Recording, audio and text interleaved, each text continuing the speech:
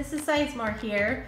Today we are going to do a cereal box art project. So grab your favorite cereal box and we will get started. Today I have a special guest, Brooklyn Sizemore. There she is. She's going to help me. Which box are you going to do, Brooklyn? Puffins. She's going to do her puffins and I'll do the snackimals. And what we're gonna do with these is we are gonna cut out the front of the box into little pieces and then put them back together like a puzzle, and it's gonna look like it was shattered. Like we took the box as if it was glass and then it looks like it was shattered. So we are gonna show you exactly how to do it. First step is we are going to cut around the front of the box. So we don't need the top, the sides, or the bottom. So go ahead and do that. You can pause the video as you do this, and then we'll go on to the next step. Here we go. We have the tops of our boxes, and then these can get recycled. We don't need those anymore. So we're just gonna use these for now. Okay, the next thing we're gonna do is we are going to cut these into triangle shapes. We don't want them to be super small because that would take all day long and probably make a mess. And we're just gonna try to cut them in a random triangle shapes. Okay, don't make them too small because you have to put it back together. So, good luck.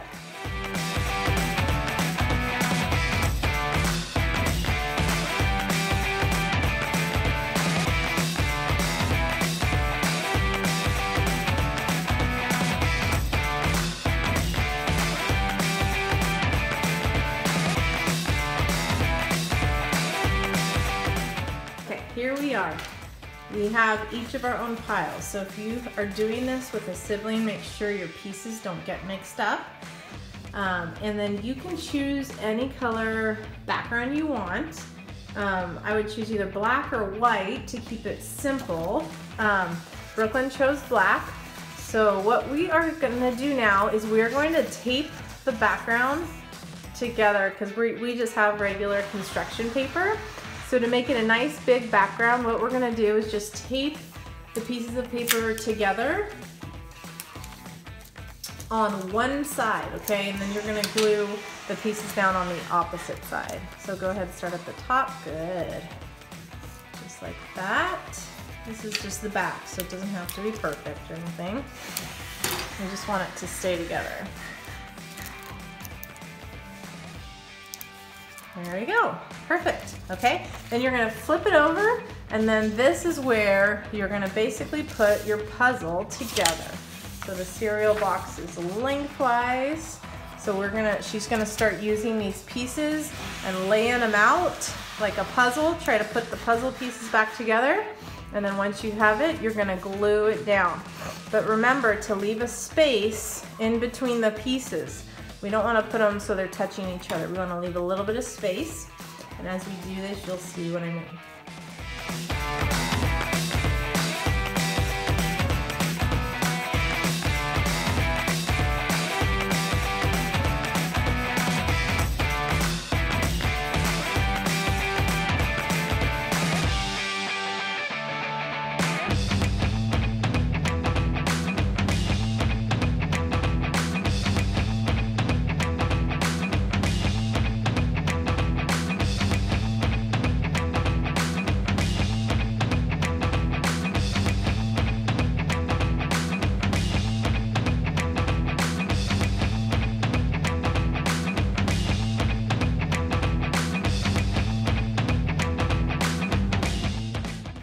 Brooklyn is now ready to glue her puzzle pieces down.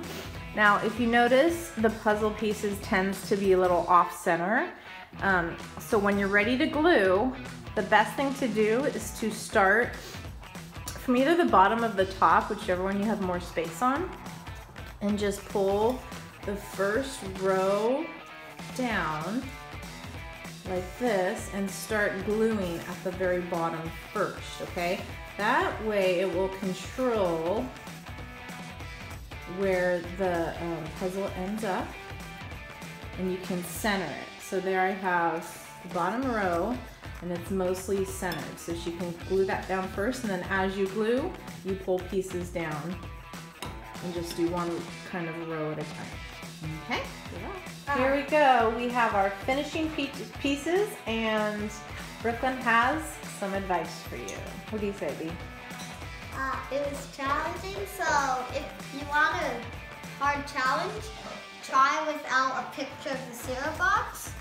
But we had hard, so we had to get a little picture of cereal boxes. Any suggestions about cutting? Don't cut too small like I did. I cut like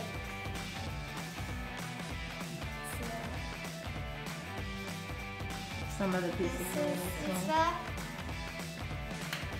So don't cut too small. It's harder than it looks, huh? Yeah. But I think it looks pretty cool. Don't you think it looks neat? Mm-hmm. It's like shattered boxes. All right, have fun. Bye.